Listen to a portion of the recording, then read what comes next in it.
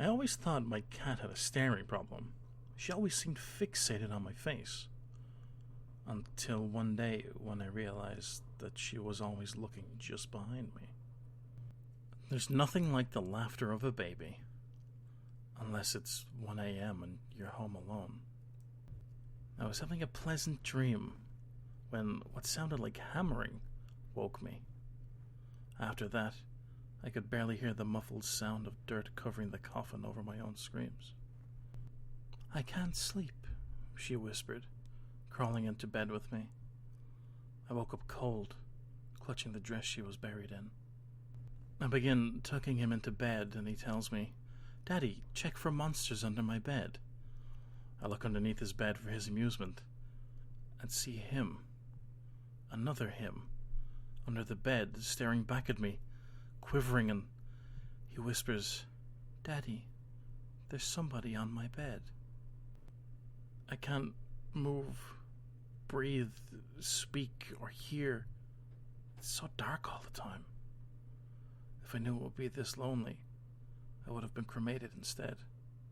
My daughter won't stop crying and screaming in the middle of the night. I visit her grave and ask her to stop, but it doesn't help. I woke up to the sound of knocking on glass.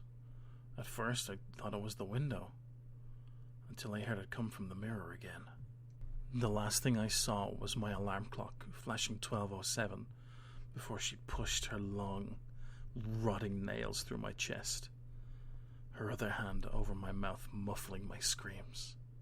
I sat bolt upright, relieved it was only a dream. But as I saw my alarm clock read 12:06, I heard the closet door creak open. Growing up with cats and dogs, I got used to the sound of scratching at my door while I slept. Now that I live alone, it's much more unsettling. A girl heard her mom yell her name from downstairs, so she got up and started to head down. As she got to the stairs, her mother pulled her into her room and said, "I heard that too." My wife woke me up last night to tell me there was an intruder in our house. She was murdered by an intruder 2 years ago.